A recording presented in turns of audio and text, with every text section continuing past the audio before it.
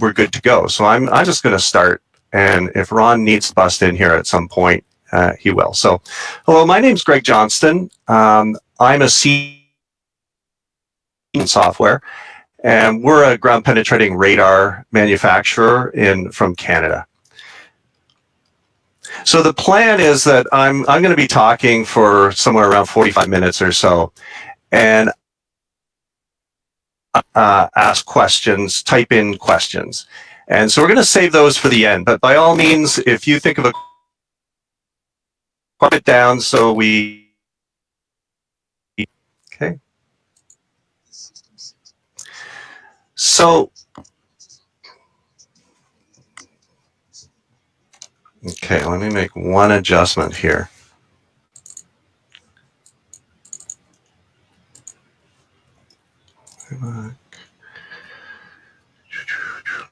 This one mute. Okay.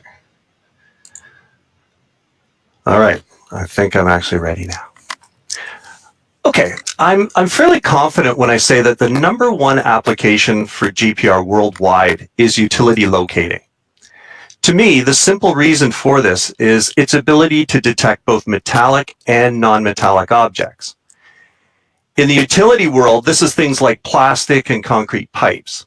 Seeing non-metallic objects complements the main locating method for utilities, which is EM induction, which is dependent on some sort of metal content in or near the utility. Now, because you are attending a webinar called How to Get the Most Out of Your GPR Utility Data, I'm going to assume that you've had some sort of GPR training, either a formal course offered by a GPR manufacturer, or at least an on-the-job training course by your boss or one of your coworkers. I don't know how good this assumption is, but we'll go with that. So my question to you guys is, and this is supposed to be a poll question, is how have you been trained using GPR? Have you done formal classroom training with a GPR manufacturer?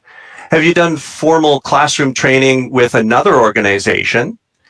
Perhaps you've done an online course, or maybe you've just been trained informally on the job type training, or perhaps you've never had any GPR training. If you can send me messages about that, this was supposed to be a poll question, but if you can send me messages about that, that would be a place to start.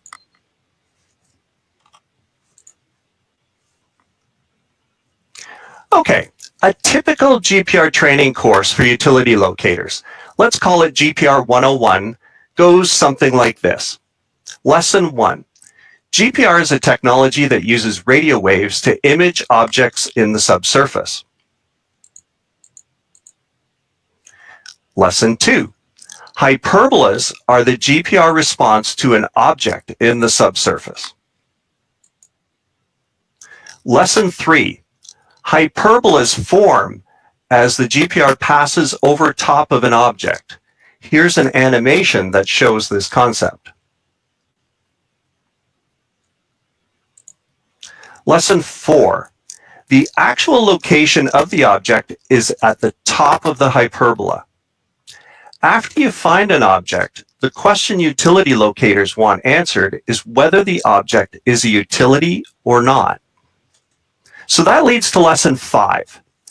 If you collect a series of parallel GPR lines and find hyperbolas at similar depths and of similar character that line up in a straight line, the subsurface object is linear, and there's a very good chance that it's a utility. Let's face it, when hyperbolas are strong, isolated, and linear, utility locating with GPR can be pretty easy, as this example shows. 5 parallel lines, 5 very good responses, all look very similar. We mark their location on the ground, they all line up. Pretty easy. But GPR does have limitations. It's not a miracle tool that solves all the problems of a utility locator. And I think we all know that at times the capabilities of GPR are oversold, and there's an expectation gap or a knowledge gap that leads to disappointment for some users. To attempt to